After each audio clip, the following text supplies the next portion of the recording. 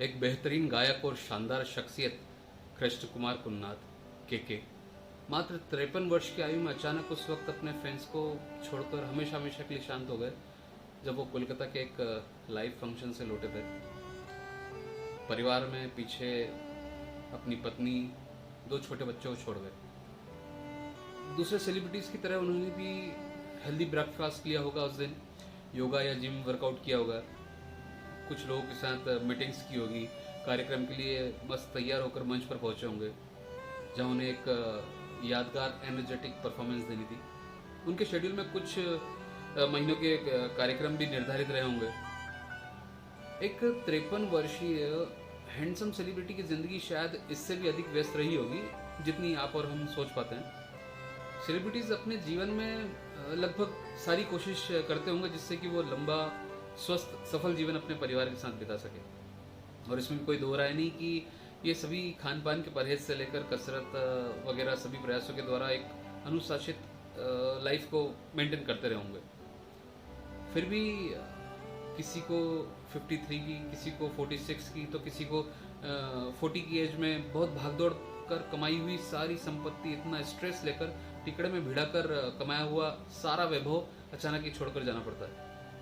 ऐसा नहीं कि भागदौड़ करके उन्होंने कोई गलती की, पर दुख मात्र इस बात का होता है कि इतने प्यारे लोग अपनों से ये भी नहीं कह पाए कि अब मैं चलता हूँ, अपना ख्याल रखना।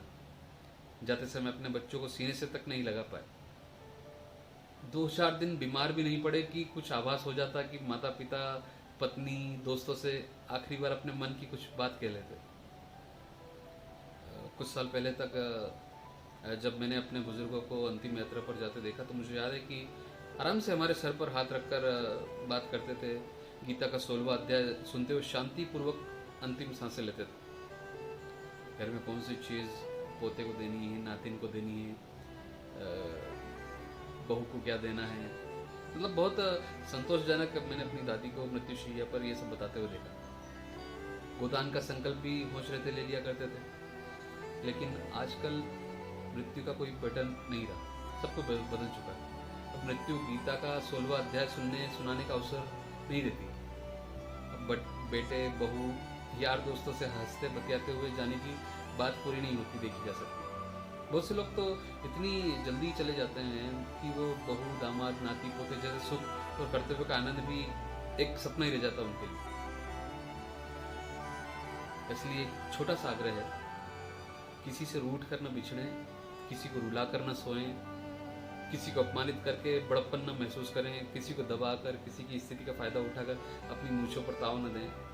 हो सकता है कि जब तक हमें अपनी गलती का महसूस हो, जिसके प्रति हमसे अपराध हुआ हो, अगर इस संसार को वो अलविदा कह दे तो हम किससे अपने अपराध की क्षमा करवाएंगे, किससे माफ़ी मांगेंगे।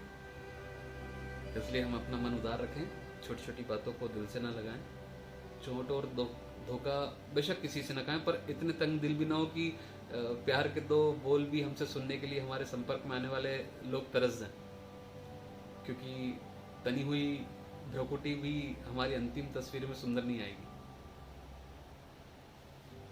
सर्वे भवन्तु सुखिनः।